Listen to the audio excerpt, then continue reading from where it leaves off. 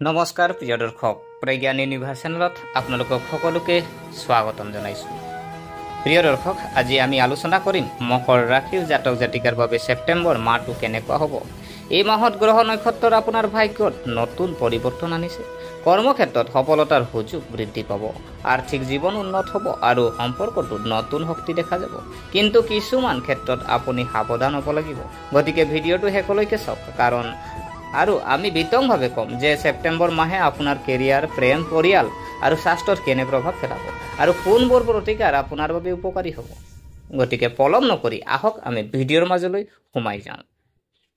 প্ৰিয় দৰ্শক, প্ৰথমতে জানো আহক স্বাস্থ্যৰ দিশ। 2025 চনৰ ছেপ্টেম্বৰ মাহৰ ৰাশিফল অনুসৰি এই মাহটো স্বাস্থ্যৰ দৃষ্টিকোণৰ পৰা অলপ সমস্যাজনক হোৱাৰ সম্ভাৱনা দেখা গৈছে।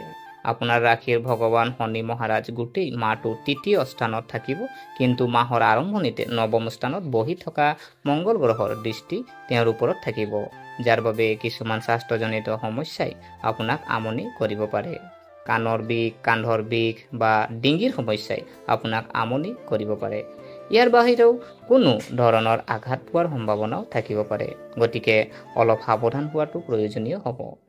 13 তাৰিখে মংগল গ্ৰহ দশম স্থানলৈ স্থানান্তৰিত হ'লে এই সমস্যা হ্ৰাস পাব। গোটেই মাহটো ৰাহু দ্বিতীয় স্থানত আৰু কেতু অষ্টম স্থানত থাকিব, যাৰ বাবে খাদ্য বিক্ৰিয়াৰ আকাংক্ষা থাকিব পাৰে। গতিকে খাদ্যৰ প্ৰতি সাৱধান হওক। লগতে আপুনি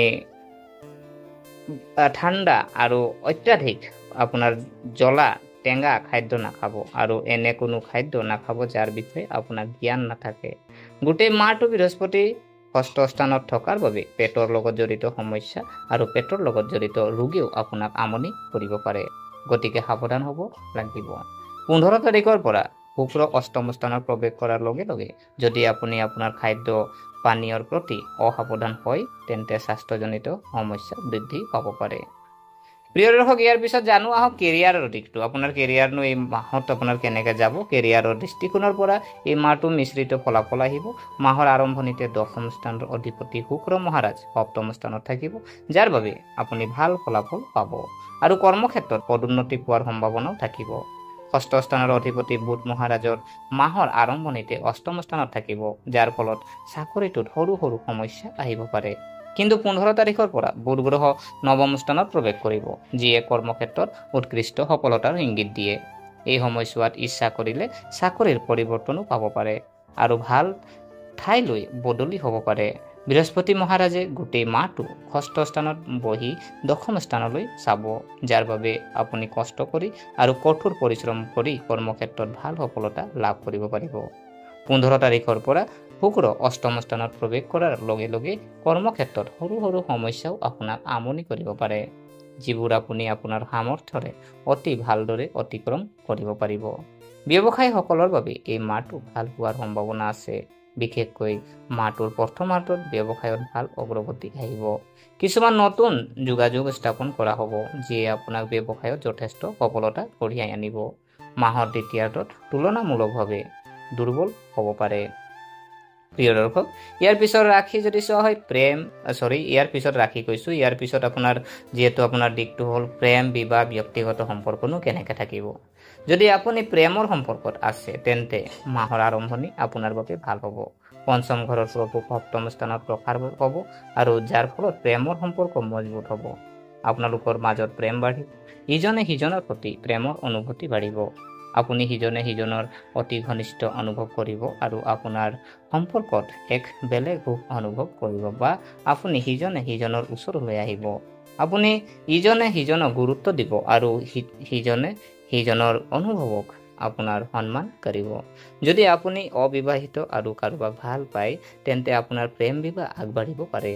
আপোনাৰ প্ৰেমৰ বিবাহত নিশ্চিত হ'ব পাৰে, যিয়ে আপোনাক বহুত সুখী কৰি তুলিব আৰু আপোনাৰ প্ৰেম ফুলি উঠিব। আপুনি আপোনাৰ প্ৰিয়জনৰ লগত অধিক সময় কটাব আৰু ঘণ্টাৰ পিছত ঘণ্টা কথা পাতিব, যাৰ ফলত আপোনাৰ সম্পৰ্ক শক্তিশালী হ'ব। মাহৰ শেষৰ ফালে অৰ্থাৎ 15 তাৰিখৰ পৰা বুধ আৰু সূৰ্য অষ্টম স্থানলৈ যোৱাৰ বাবে সম্পৰ্কটো বিশেষ সমস্যা নহ'ব যদিও আপোনাৰ সম্পৰ্কত যি মুকলি মন আছিল সেয়া কমি যাব। আপুনি সম্পৰ্কটো লুকুৱাবলৈ চেষ্টা কৰিব। যদি আমি বিবাহিত মানুহৰ কথা কওঁ তেন্তে মাহৰ আৰম্ভণি ভাল হ'ব।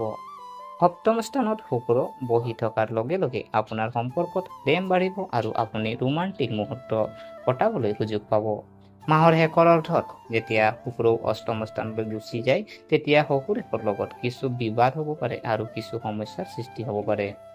আপুনি পাৰিলে শুকুৰবাৰে কনক ধৰা স্তোত্ৰ আবৃত্তি কৰিব লাগে। আপুনি নিয়মিতভাৱে ভগৱান গণেশ পূজা কৰি শ্ৰী গণপতি অৰ্থ বৰ্ষিক পাঠ কৰিব লাগে। শনিবাৰে এজোপা আহত গছৰ তলত সন্ধিয়া সৰিয়হৰ তেলৰ চাকি জ্বলোৱাটো শুভ হ'ব। প্ৰিয় দৰ্শক, আজি 2025 চনৰ ছেপ্টেম্বৰ মাহৰ ৰাশিফল অনুসৰি এই মাহটো মকৰ ৰাশিৰ জাতক জাতিকাৰ বাবে উত্থান পতনেৰে ভৰি থকাৰ সম্ভাৱনা আছে। মাহৰ আৰম্ভণিতে সূৰ্য আৰু বুধ কেতু আপোনাৰ অষ্টম স্থানত একেলগে থাকিব। গোটেই মাহটো ৰাহু দ্বিতীয় স্থানত, তৃতীয় স্থানত শনি আৰু ষষ্ঠ স্থানত বৃহস্পতি গোটেই মাহটো থাকিবলৈ গৈ আছে। মাহৰ আৰম্ভণিতে মংগল গ্ৰহ নৱম স্থানত থাকিব। গতিকে এই মাহটোৰ ভিতৰত আপুনি স্বাস্থ্যৰ প্ৰতি গুৰুত্ব দিব লাগিব। কোনো গুৰুত্বপূৰ্ণ ব্যক্তিৰ পৰামৰ্শ অবিহনে যিকোনো ঠাইত বিনিয়োগ নকৰাটো আপোনাৰ স্বাৰ্থত হ'ব, নহ'লে আৰ্থিক লোকচানৰ সম্ভাৱনা থাকিব পাৰে। মাহটোৰ দ্বিতীয়াৰ্ধত তুলনামূলকভাৱে অনুকূল হ'ব। নিয়োজিত জাতক জাতিকাই ক্ষেত্ৰখনত ভাল সফলতা লাভ কৰিব পাৰে। মাহটোৰ প্ৰথমাৰ্ধত প্ৰমোচনো লাভ কৰিব পাৰিব। মাহটোৰ আৰম্ভণি ব্যৱসায়ীসকলৰ বাবে ভাল হ'ব আৰু ব্যৱসায়ত অগ্ৰগতিৰ সম্ভাৱনাও থাকিব। ছাত্ৰ ছাত্ৰীৰ বাবে মাহটো মধ্যমীয়া হ'ব। আৰম্ভণি ভাল হ'ব, কিন্তু দ্বিতীয়াৰ্ধত আপোনাৰ সন্মুখত কিছু প্ৰত্যাহ্বান আহিব পাৰে। প্ৰেমৰ সম্পৰ্কৰ বাবে ভাল সময় হ'ব আৰু প্ৰেম বিবাহৰ পৰিস্থিতি হ'ব পাৰে। এই মাহটো প্ৰথমাৰ্ধত বিবাহিত জাতক জাতিকাৰ বাবে অধিক অনুকূল হ'ব। দ্বিতীয়াৰ্ধত পত্নীৰ স্বাস্থ্যজনিত সমস্যা আৰু শহুৰেকৰ সমস্যাৰ সম্ভাৱনা থাকিব পাৰে। পাৰিবাৰিক জীৱন ঠিকেই থাকিব। সৰু সৰু সমস্যাবোৰ দূৰ কৰিবলৈ আপুনি নিৰন্তৰ প্ৰচেষ্টা চলাব লাগিব। বহিৰাজ্যলৈ যোৱাৰ সম্ভাৱনা থাকিব পাৰে। প্ৰিয় দৰ্শক, ইয়াৰ পিছত যদি আমি চাওঁ যে বিত্ত দিশটো যদি আমি চাওঁ, যদি আপুনি আপোনাৰ আৰ্থিক অৱস্থা চাওঁ তেন্তে এই মাহটো আপোনাৰ বাবে উত্থান পতনেৰে ভৰা হ'ব। দ্বিতীয় ঘৰত ৰাহু মহাৰাজ বহি থকাৰ লগে লগে আপুনি ধন সঞ্চয় কৰিব, কিন্তু তাৰ বাবে পৰিয়ালৰ সদস্যৰ মাজত উত্তেজনা বৃদ্ধি পাব পাৰে। তৃতীয় ঘৰত শনি মহাৰাজ বহি থকাৰ লগে লগে ব্যক্তিগত প্ৰচেষ্টাৰে ধন উপাৰ্জনত সফল হ'ব পাৰে। বিদেশী উৎসৰ জৰিয়তেও ধন উপাৰ্জনৰ সম্ভাৱনা থাকিব। ভ্ৰমণ লাভজনক হ'ব। বৃহস্পতি মহাৰাজে ষষ্ঠ স্থানত বহি আপোনাৰ দ্বাদশ ঘৰলৈ চাব, যিয়ে ভাল কামত খৰচ কৰিব আৰু আপোনাক টকাও যোগান ধৰিব। মাহৰ আৰম্ভণিতে বুধ আৰু কেতুৰ সৈতে সূৰ্য অষ্টম স্থানত থাকিব, যিয়ে হঠাতে ধন হেৰুৱাৰ ইংগিত দিয়ে। আৰু 15 তাৰিখৰ পৰা বুধ আৰু 17 তাৰিখৰ পৰা সূৰ্য দুয়ো নৱম স্থানলৈ গতি কৰিব, যাৰ ফলত আপোনাৰ আৰ্থিক অৱস্থা শক্তিশালী হ'ব। কিন্তু 15 তাৰিখৰ পৰা শুক্ৰ অষ্টম স্থানলৈ আহিব, যিয়ে লুকাই থকা খৰচো আনিব পাৰে। পঞ্চম ঘৰৰ অধিপতি অষ্টম ঘৰলৈ যোৱাটোৱে ইংগিত দিয়ে যে আপুনি আপোনাৰ ধন শ্বেয়াৰ বজাৰত বিনিয়োগ কৰিব পাৰে। এই সময়ত অতি সাৱধান হওক। মাহৰ প্ৰথমাৰ্ধত বিনিয়োগ কৰিলে অধিক লাভজনক হ'ব। দ্বিতীয়াৰ্ধত লোকচান হ'ব পাৰে। 13 তাৰিখে মংগল গ্ৰহ দশম ঘৰলৈ অহাৰ লগে লগে আপুনি ৰিয়েল ইষ্টেট কিনিব পাৰে। বন্ধু বান্ধৱ আৰু পৰিয়াল যদি আমি চাওঁ, 2025 চনৰ ছেপ্টেম্বৰ মাহৰ ৰাশিফল অনুসৰি এই মাহটো পাৰিবাৰিক জীৱনৰ বাবে ভাল হোৱাৰ সম্ভাৱনা আছে। মাহৰ আৰম্ভণিতে চতুৰ্থ ঘৰৰ অধিপতি মংগল মহাৰাজ নৱম স্থানত থাকিব, যিয়ে আপোনাৰ পিতৃ মাতৃৰ মাজত ভাল সম্প্ৰীতি দেখুৱাই আছে আৰু পৰিয়ালৰ স্থিতি শক্তিশালী হ'ব। পৰিয়ালটোৱে কিছু সম্পত্তি লাভ কৰাত সফল হ'ব পাৰে, যাৰ ফলত ঘৰৰ আৰ্থিক অৱস্থা উন্নত হ'ব। 13 তাৰিখৰ পৰা মংগল মহাৰাজে দশম ঘৰত সোমাই চতুৰ্থ ঘৰটো চাব আৰু এনে পৰিস্থিতিত আপুনি সম্পত্তি আহৰণৰ সুযোগ পাব আৰু পৰিয়ালটোত আৰ্থিকভাৱে বৃদ্ধি পাব।